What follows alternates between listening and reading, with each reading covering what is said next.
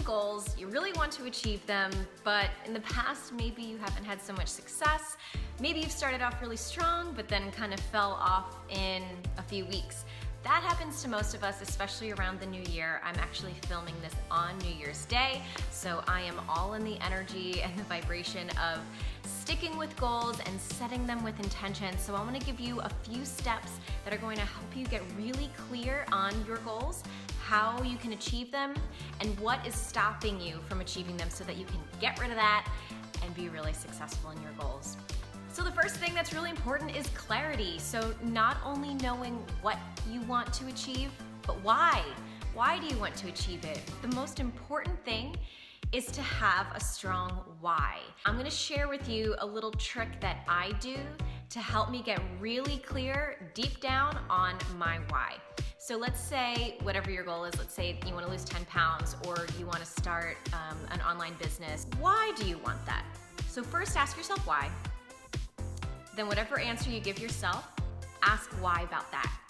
Then whatever that answer is, ask why about that. So the next thing that is really important to know is coming at your goal from a sense of who do I need to be to achieve those goals.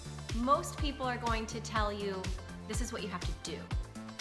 Now that's all really good, but there's a lot of information out there that already tells you what we should do. There's all these books and all these websites. Everyone's got the workout DVDs. Everyone's got the personal development books. But there's a disconnect between getting the information, having the information, and actually doing the thing and achieving it.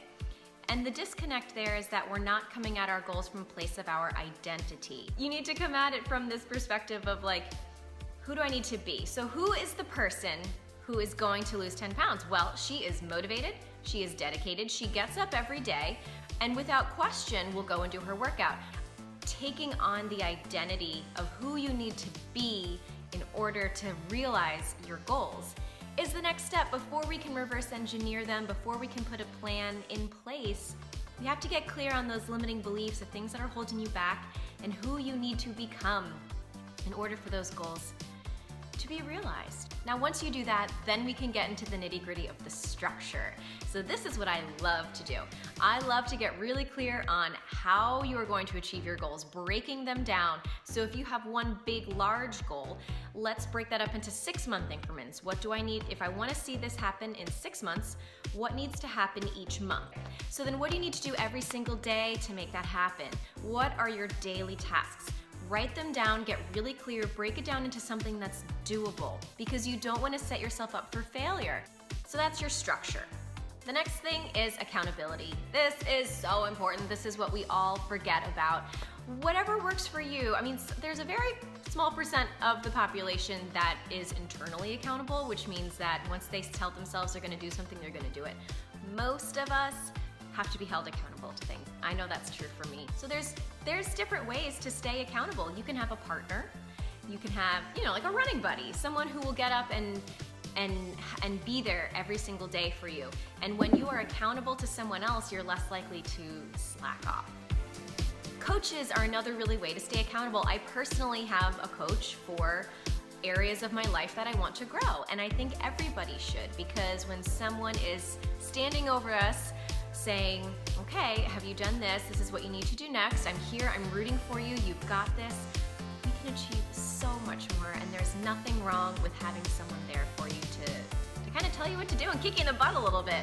Groups are a really good way to stay accountable. If you have a yoga class that you go to and it's the same people every single week, or if you have a group of other women that, like a book club, for example, is a really good group accountability because you may not read the book in that given amount of time, or you may not read it at all if you didn't have that group there. And finally, just sharing your goal. Putting it out there on social media. Say, hey guys, this is what I'm doing. This is when I'm hoping to achieve it by. And that's it. So then people, when you see them, might be like, oh hey, how's that marathon that you're training for? How's that going? So if people know, even if you just put it out there to no one in particular, you can feel like other people are keeping you accountable.